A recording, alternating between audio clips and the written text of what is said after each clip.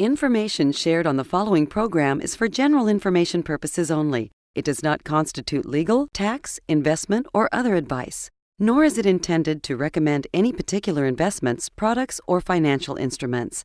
Always seek advice from your financial advisor, attorney, or accountant with regard to investment, legal, or tax questions.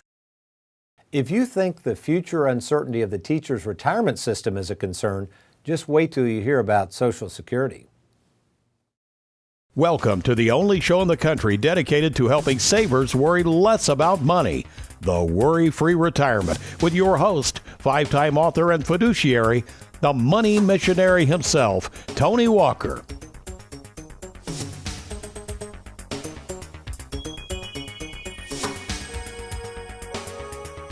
Welcome to the WorryFree Retirement. I am Tony Walker, glad to have you along. And for about the next 28 minutes or so, I'm going to take a journey with you for you savers out there who are worried about money, and we're going to see if we can help you out on that. Again, welcome to the show. By the way, if you would like to check out our newest website, TonyWalkerFinancial.com, scroll down to the media section. It's got all of our TV show times as well as the radio shows, plus recordings of a lot of our radio shows and TV shows, and also our YouTube channel. So a lot of people say, well, I missed that last show. More than likely, you can find it at TonyWalkerFinancial.com. All right, I know you've heard a lot about lately. Today's recording, by the way, is on September 25th. 2017, and unless there's a modern day miracle, I don't think anything's going to happen with the teacher's retirement system anytime soon, and we're not going to actually belittle any of that. There's a huge concern out there regarding the teacher's retirement system, and more specifically, what in the world happened to all the money? And that's what we're going to be talking about today. We're going to be talking about the infamous three-legged stool, or what I like to call the three-prong approach to mailbox money. Because we talk about mailbox money all the time. Incidentally, we've got a brand new book I wrote called Mailbox Money for Life. This is a gem, folks. Regardless of whether you're retired, thinking about retiring, or even if you're in your 30s and 40s and just want a way to set up an account to provide mailbox money for life, order this booklet now at TonyWalkerFinancial.com. I think it's going to help you understand how we can help you get mailbox money for life. So what is really going on, Tony? What do you keep hearing about the teacher's retirement system out there? I want to explain to you, first of all, what a pension is and how pension plans, or what we like to call annuities, are even funded. And in order to do that, we have to go back in history a little bit. In fact, I'm going to quote a fellow by the name of Otto von Bismarck. Incidentally, in our old documentary that we did called Say Goodbye to Granddad's Retirement, I covered this concept of the pension and Social Security and where it all started. And this German fellow by the name of Bismarck actually came up with the idea of the pension system, if you will, in Germany back in the late 1800s. Apparently back then in Germany, they had to figure out a way to how to get all the old guys off the assembly line and get them into the rocking chairs so they could make way for the new guys, give them jobs. That's really what that was all about. And that was called the pension system, and they rewarded older workers to retire by paying them money. And as long as you had people in arrears paying all this money, you had a large pool of people paying into the system, no problem. And especially back in those days in the late 1800s, people didn't live a long time, so this was not a big issue and the math worked. Fast forward, we're going to be talking about Social Security today as well. Fast forward to 1935, and we like this idea of Bismarck so well, we instituted in 1935 the Social Security system. That's right, it's just a pension system. And the concept was the same as Mr. Bismarck's. You've got to get people out of the workforce in order to offer jobs for the younger people. And the way you do that is you give them a retirement known as Social Security. Now, back in 1935, these smart politicians knew that people didn't live a long time, so they just figured, hey, most people will croak at a young age. 62 was kind of the life expectancy of most people in 1935. We'll have these taxes, these payroll taxes we'll collect. So we'll have plenty of money to pay them. They'll all die off. They probably won't collect much anyway. And off we go and everything will be great. The problem with that is twofold. Number one, with the Social Security system, the government didn't bank on people living past 62. And we all know that today, in 2017, the majority of people are living way past 62. In fact, one of the fastest growing populations per capita as a segment is people over age 100. People are living longer, and the government didn't plan on that. The second problem, and we're going to relate all this back to the pension, hang in there with me. The second problem is the government kept talking about this government lockbox, where apparently we were going to have all these investments that the payroll taxes were funding and would make all this money so we could pay all these workers when they retired. And of course, hence, there is no money, there is no lockbox. As an economist I interviewed once said, yeah, there's a lockbox, but it's a bunch of IOUs in there. The government doesn't have the money, folks. In fact, if you do some Googling and research, depending on who you talk to, back when I did the original documentary, Say Goodbye to Granddad's Retirement, this was 10 years ago, they were anticipating the Social Security system should last until about 2042. That's when it was going to start running out of money. Since the last 10 years, guess what? Now many people are theorizing that by 2034, the system will be broke. In other words, no more mailbox money for you and I. So as we used to say, what's a mother to do? How are we supposed to set up a system of our own that we can take control of our money? And more importantly, if you're retired or nearing retirement, how can you maximize your Social Security? And that's what we're going to talk about today.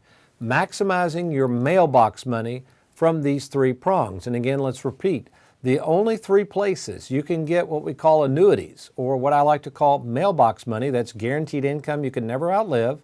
Number one, the pension system, which most people don't have pensions, or if you do, just like if you're an employee with the state of Kentucky, they're having the same problems with Social Security. It's underfunded.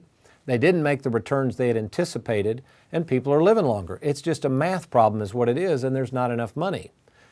Number two, you have Social Security. That's your second form of mailbox money. And number three would be private annuities that you purchase through people, advisors such as myself. So let's start off and go back to the pension system with the state of Kentucky and the teachers' retirement. I talked with a gentleman recently, and they do some funding for pensions, and that's what he's saying. More and more teachers' retirements throughout the country are coming to them saying, hey, we need to get this rate of return up. With all these short-term interest rates so low, they can't earn enough money unless they're willing to take risk. So, do I know what's going to happen with the teachers' retirement system? Of course not, but here's what has to happen. Number one, they're either going to have to increase the rate of return earned on the money that's anticipated to be paid out. The only problem with that is you're going to have to increase risk to get higher returns, which could even be more disastrous. Not a great solution. Number two, they're going to have to delay or minimize the payments now going to the teachers that are currently receiving it. That's not going to be happy campers with people receiving income. And finally, number three, they may have to cut off benefits or cut it back for the younger workers, which is incidentally what they've done with most people that work for large employers. Many employers are still paying pensions to their older workers, but the younger workers had to opt out, unfortunately, from the guarantees of the pension, and now they're taking and risking their money and hoping 401ks will be the bailiwick, which so far, with the market up, it's done well and worked out well. But again, not guaranteed mailbox money.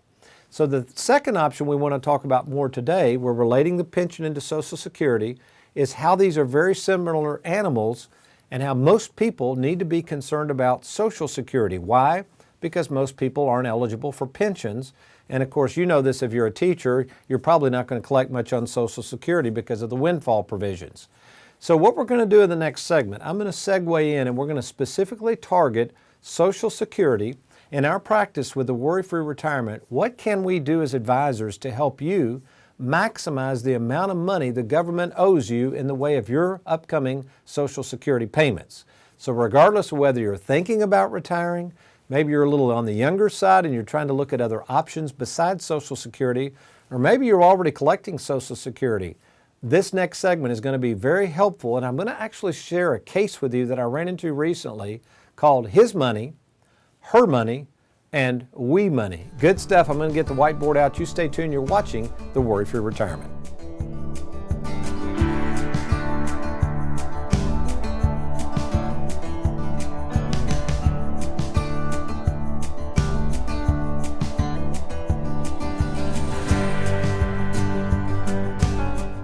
Worried about running out of money in retirement? For a limited time, five-time author and retirement specialist Tony Walker is making available his latest book, Mailbox Money for Life. For your free copy, simply log on to TonyWalkerFinancial.com.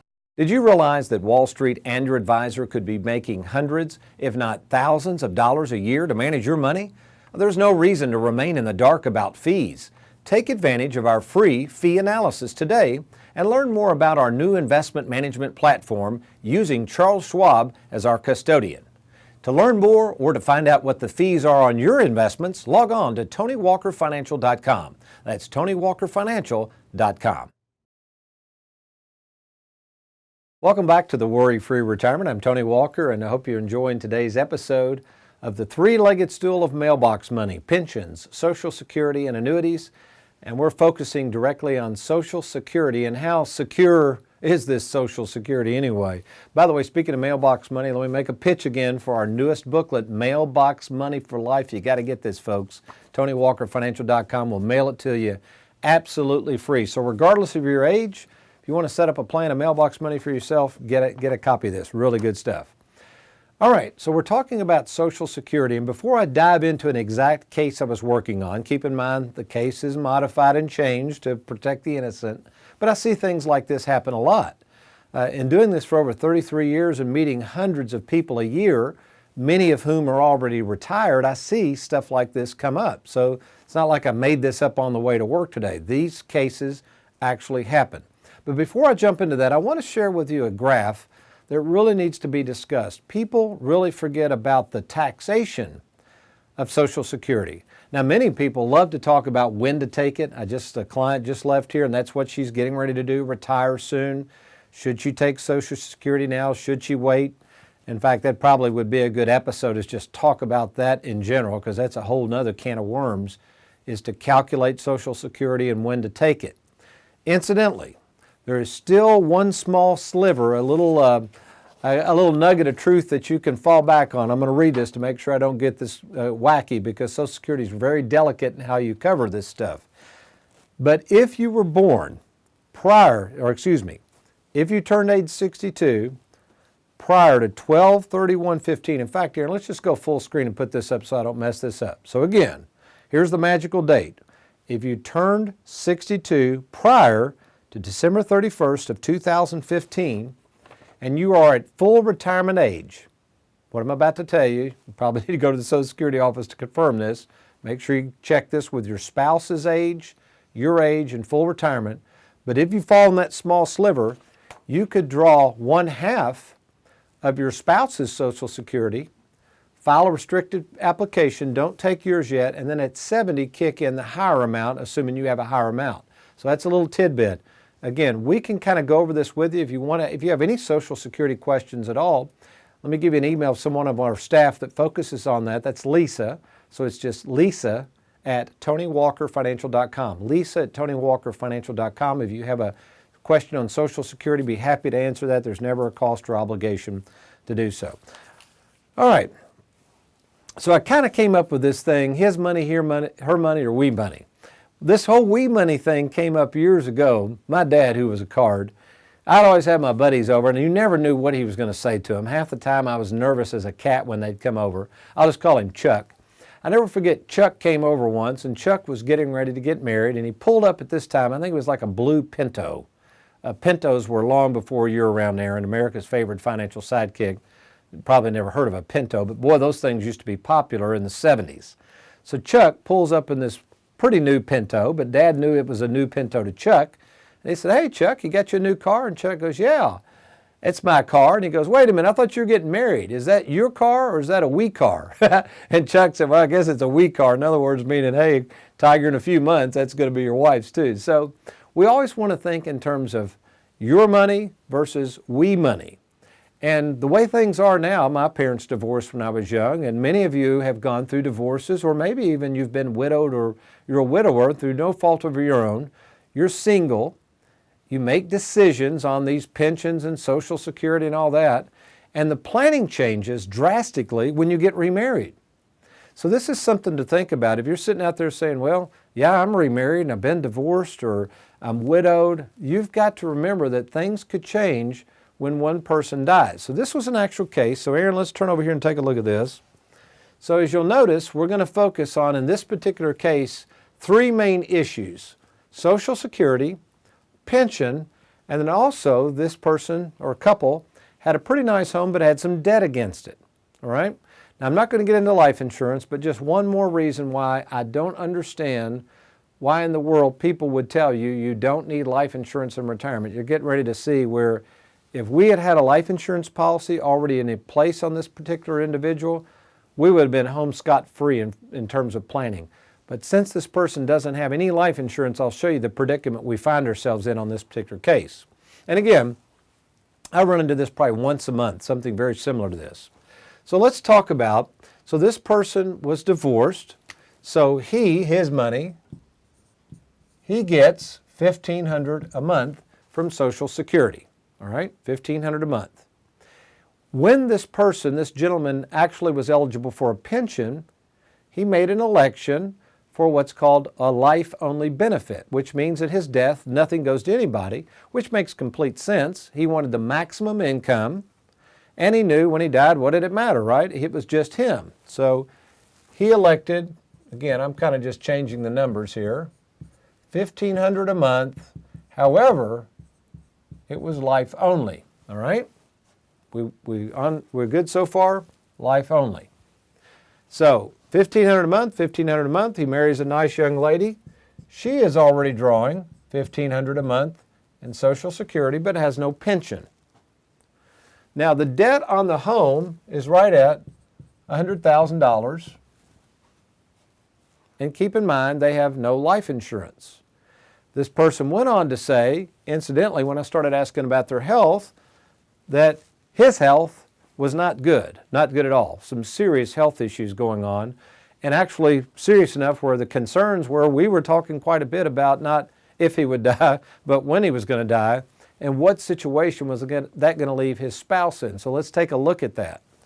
So the we money is what we're really concerned about, because as long as they're alive, all right, they have $4,500 a month, have very little expenses other than the debt on this home. So I asked about the debt on the home. I said, well, first of all, are you going to stay in that home? Are you going to move? Are you going to downsize? They said, oh, no, we like our home. It's fine. And I said, are you able to make the monthly payment okay? I think they had 15, 16 years left. No problem, Tony. Everything's good. Now, they had a little bit of an IRA money, not much, but they wanted to invest the IRA. And I said, no problem. I can handle that. But I'm really getting concerned here as I think about this, Mr. Jones. If you die first, what happens to Mrs. Jones? And he said, well, that's a good question. So I drew this out like this. And I said, so at your death, Mr. Jones, you do realize your money stops.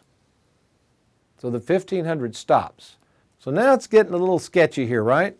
And then I said, do you know what happens to your Social Security? And the gentleman said, well, no, doesn't my wife get the Social Security? And I said, no, it doesn't work that way. Because one of the Social Securities will go away, the lesser of the two. In this case, they were both $1,500 a month, so assuming Mr. Jones does die first, she loses the $1,500, all right? So all of this money totaled $4,500 a month as long as it was we money, but when he died, every bit of this went away immediately. Well, wouldn't it have been nice at least to have $100,000 in life insurance? If we'd had $100,000 of tax-free proceeds, we could at least knock out that debt for her. And you might say, well, Tony, I thought they had an IRA. Well, I think there was like only $70,000 in there, and the $70,000 is fully taxable. That would be a disaster to have to liquidate the IRA, and it still wouldn't cover the $100,000. So this we money, all of a sudden when he dies, is gone, and what we're left with, all she's got to live on is whatever the IRA can produce, which is not going to be a lot, and $1,500 a month. So I had to look at this couple and I say, if Mr. Jones dies first, Mrs. Jones, you're going to have to sell that home. There is no other way around this. I mean, yeah, you could probably try to do a reverse mortgage and pay off the mortgage and all that, but more than likely you're going to have to sell the home and either rent, which that would probably cover a nice little rental property plus some few expenses, take the proceeds from the home plus the IRA and try to live on that. So you look at that and you say, Tony, is that really that common? Folks, I see this all the time. So this is kind of a warning shot over the bow. If you're not retired yet, let me encourage you, just like the young lady that left today that's thinking about retiring, come in to meet. Why in the world would you ever set in motion to retire without a game plan and without somebody like us that's trained to look at all aspects of your Social Security, when the money's going to come out, and eventually, if you haven't drawn any money out of your IRA, you've got 70.5 minimum distributions you got to deal with. Incidentally, one thing on that 70.5 distribution, I know, Aaron, I mentioned this to you. If you would like to order our brand new booklet, it's on required minimum distributions. Let's go to the website. We don't have it posted there, but the way you order that is you go to TonyWalkerFinancial.com, click on the Ask Tony button there, and simply say that you would like the required minimum distribution booklet. This will help you think through the taxation of those monies, because how you take money out of your IRA or 401k could drastically affect negatively how much taxes you'll have to pay on your Social Security. And then, of course, finally, the last booklet I want to remind you of, to get the Mailbox Money for free, Mailbox Money for Life booklet for free, that's on the website at TonyWalkerFinancial.com. You'll just want to scroll down to the bottom, order that book today. So if you have a pressing need, maybe you're watching this today and saying, Tony, I need a game plan. Why not take advantage of meeting lists? When you go to TonyWalkerFinancial.com, just click on that Let's Get Started button. I can meet with you in either the Louisville or Bowling Green office. Be happy to do that without any cost or obligation. Do it now. Let's get started. All right, the Bible. We always save some time for the Bible. Does it have anything to say about Social Security? It really doesn't, but it does have something to say about eternal security. We're going to talk about that. That's even better than Social Security, folks. But I got to get me a cup of coffee. I'll be right back.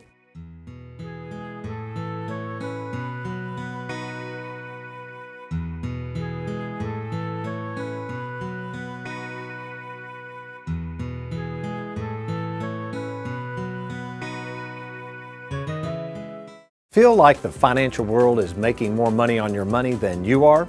Tired of working hard to save money only to get 1% in return? Well, I'm Tony Walker, inviting you to meet with me in person to create a safe and simple game plan that includes Mailbox Money for Life. To schedule your no-obligation appointment with me, simply log on to TonyWalkerFinancial.com. While there, just click on the Let's Get Started button and we'll make that happen at your convenience. That's TonyWalkerFinancial.com, and I'll look forward to seeing you soon. Worried about running out of money in retirement? For a limited time, five-time author and retirement specialist Tony Walker is making available his latest book, Mailbox Money for Life. For your free copy, simply log on to TonyWalkerFinancial.com. Another good cup of coffee. Hope you're doing well. You are watching the WorryFree Retirement, and we've been discussing the idea of the three-legged stool of sources of mailbox money, which in reality, mailbox money is simply a promise from a certain financial institution or institutions to provide you a lifetime guaranteed income you can never outlive. Now, we place our trust, our faith, if you will, in the three being fulfilled and fulfilling these promises. That being the pensions, which are generally backed by an employer or a government agency, the promise to pay us from the pension, the promise to pay us from Social Security, which again is backed by the government and the politicians making the rules for this stuff. And finally, we place our trust in the promise for insurance companies issuing the private annuities to provide the mailbox money, annuities that we sell frequently to our saver clients. So again, the idea is that we want to base our security on the ability of someone or some institution that's promising this mailbox money that they're going to come through as promised. So that's the real world, one that in the end is filled potentially with empty promises. But what about God's economy? And what is He actually promising to those who have placed their faith in Him for today, but also for eternity? Well, Aaron, let's turn over to Romans 4:20. We're going to cover several verses here. Romans 4:20, and we're going to go to 4:20 through 24. Let's put the whole thing up here and let me read. Now, Paul is describing the journey that by faith Abraham had taken thousands of years ago, when Abraham leaned on the promises of God. And now Paul's going to tell us, starting in verse 20, what we as Christians should do. So here we go. Verse 20 says, He did not waver at the time of the promise, he's talking about Abraham, of God through unbelief, but was strengthened in faith, giving glory to God, and being fully convinced that what he had promised, he was also able to perform. So we stop there a minute. Abraham had confidence that what God had promised, he could come through on. There was no question about that whatsoever. And many times I'm afraid that we, including yours truly, We read of these promises in God's Word, but then we look at the world and the world distracts us, and then we see the things of the world fail, and then we start to question God. Well, God's not the author of these worldly things, folks. That's the whole point. You can't depend on worldly things. Let's keep going. So verse 22 says, and therefore it was accounted to him, that was Abraham, for righteousness. Now, it was not written for his sake alone, that it was imputed to him. Imputed is actually an accounting term, which just means it was given over to him. So Abraham was designated as righteous. Why? Because he'd done anything perfect? No, because he had placed his faith in God. And finally, here's the real good news, verse 24, but also for us, that's you and I, it shall be imputed to us, that in other words, righteousness, to us who believe in him who raised up Jesus our Lord from the dead. Now, folks, that's about as good news as it gets. The same person who said they were going to promise Abraham what he had delivered on, which was God, he did. The same person now who's telling us if we'll just simply put our faith in him and what Christ did, he's going to come through with us with eternal life. And yes, imputed righteousness in the eyes of God the Father. Now that's a promise you can count on. Well, speaking of promises, maybe you're sitting there watching this show today going, Tony, I'm with you, brother. I'm really getting concerned over all these promises that are being made, whether it's the government, whether it's the financial institutions, whether it's my employer-provided pension, whether it's the advisor that just got through telling me I ought to be able to get 8%, no problem. There's a lot of promises out there that are not being met. Well, at Walker Financial, we've kind of taken a different approach. We tend to underpromise in hopes of over-delivering. In fact, I'd like to invite you to take on, let us show you what's called a retirement income plan. And in this retirement income plan, I will take all of your information, I'll lay it all out for you. I will use very, very conservative projections. Again, we want to underpromise and over-deliver. And this is absolutely free. There's no cost or obligation. To sit down with me to go through in a retirement game plan with our income software, proprietary WorryFree Retirement software, all you got to do is log on to TonyWalkerFinancial.com and you're going to click on that Let's Get Started button. Now keep in mind, while you're there, be sure to scroll down and get your free order of the Mailbox Money for Life booklet. That's Mailbox Money for Life, absolutely free. Please order that today so we can help you get on the road to a worry-free retirement. Well, in the meantime, I hope you've enjoyed today's program. I look forward to seeing you next week. But if all else fails between now and then, you remember to be worry-free. Make it a good day.